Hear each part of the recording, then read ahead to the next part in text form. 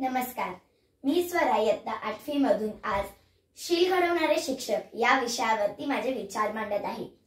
एखाद्या माणसाचे शील म्हणजे त्याच्या प्रवृत्तींचा समुच्चय किंवा त्याच्या मानसिक कलागुणांची गोळाबेरीज होय।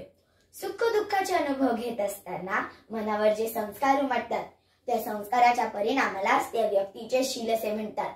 शील घडवण्याच्या बाबतीत चांगल्याचा व वाईटाचा समानच वाटा असतो, परंतु बऱ्याच वेळा सुखापेक्षा दुःखच अधिक श्रेष्ठ गुरु ठरतो। जगाने निर्माण केलेल्या थोर विभूतींच्या चारित्र्याचे अनुशीलन जर केले तर हे मी छाती ठोकपणे सांगू शकतो की त्यातील बऱ्याच जणांना सुखापेक्षा दुःखानेच अधिक शहाणपण शिकवले। स्तुतीपेक्षा आघातांनीच त्यांच्यातील तेज खुलून उठवले व संपत्तीपेक्षा दारिद्र्यानेच त्यांना अनेक धडे दिले। एखाद्या व्यक्तीचे चारित्र्य हे त्याच्या संस्कारांच्या समष्टीनेच नियमित होत असतात। चांगल्या संस्कारांची सरशी झाल्यास ते चांगले, पण जर वाईटाचा वर चष्मा चढला तर ते वाईटच बनते। असे पुष्कळसे संस्कार मनावर उमटल्यानंतरच ते सवयीत बदलतात आणि सवयी जणू माणसाचा स्वभावच। म्हणून कोणती सवय लावून घ्यायची आणि कोणती नाही हे आपल्याच हातात आहे। सारे दृश्य वाईटाचे कारण आपल्यातच विद्यमान आहे, यासाठी कोणत्याही दैवी शक्तीला बोलावू नका।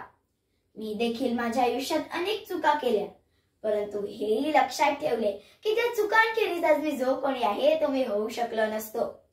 आपण चुका करतो कारण आपण दुर्बळ आहोत। आपण दुर्बळ आहोत कारण आपण अज्ञानी आहोत आणि आपल्याला अज्ञानी कोण करते? आपणच।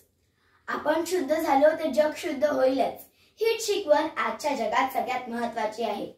आपण बदललो की जग बदलेल, आपण शुद्ध झालो की जग शुद्ध होईल।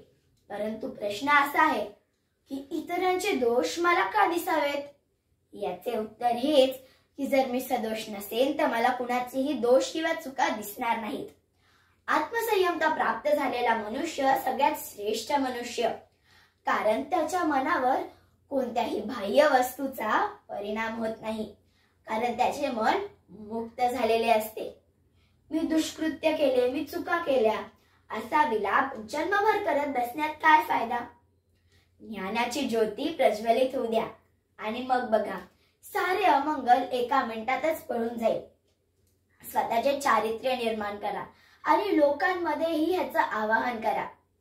हे लक्षात ठेवा की कोणत्याही गोष्टीकडे चांगले किंवा वाईट या नजरेने पाहू नका, पण त्याच्याकडे एक अनुभव म्हणून बघा, कारण अनुभवच असतो जो आपल्याला शिकवत असतो आणि तेच असतात आपले शील घडवणारे शिक्षक।